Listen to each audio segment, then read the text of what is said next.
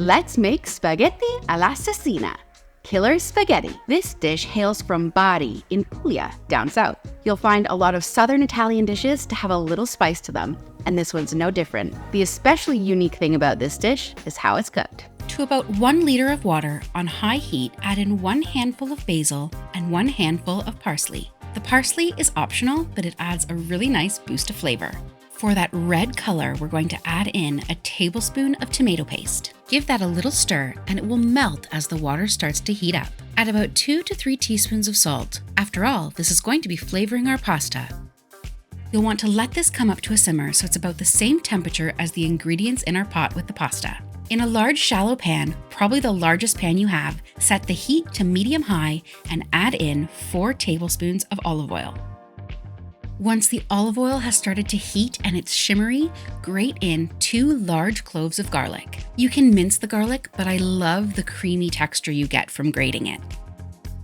Stir the garlic into the olive oil and let it melt down. It should be really fragrant by this point. And now to add in the heat, I'm adding in a tablespoon of chili oil. Add as much or as little spice as you want. You can use fresh chilies or dried pepperoncino, and if you're like me and you can't handle the heat, you can leave it out completely. But to boost the flavor, why not add in a little bit of sun-dried tomato oil? You can really customize this recipe to your heat tolerance. Add in about 1 cup, 200 to 250 milliliters of tomato sauce. You can use passata, you can use sauce that you've already made, whatever you have on hand. Let that start to cook together, stirring to combine the oil and the tomatoes. Once your sauce starts to splutter, like this, you can add in your pasta.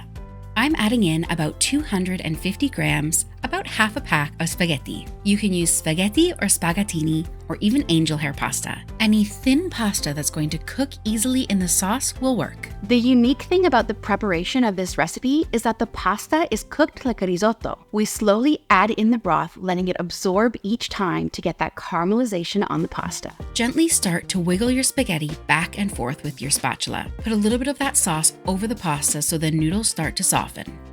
As the spaghetti softens, it will be easier to spread out in the pan, and most of that tomato sauce will start to absorb into the pasta. You want some of your spaghetti to stick to the bottom of the pan so you get those crispy bits when you bite into it.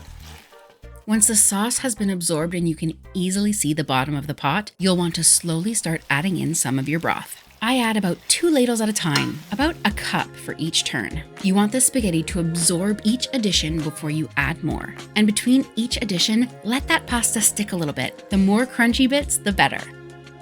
As the pasta is cooking, because we're not draining this water, the starch is going into the sauce. That starch converts to sugar and caramelizes in the bottom of your pan. Keep adding your broth in additions, letting it cook down and absorb each time. Once your pasta is al dente, you're ready to serve. The best way to tell it's ready is to give it a little taste. You may want to adjust the seasonings, so add a little bit of salt if it needs it. This pasta is deliciously creamy, but it has those gorgeous little crunchy bits from the burnt-on spaghetti in the bottom of the pot. I like to top mine with a good helping of pecorino romano cheese. Buon appetito! If you like this video, please hit the like button below and make sure to subscribe because I come out with a new video every week. And if you're looking for the world's most traditional carbonara, check out my recipe here. See you next time!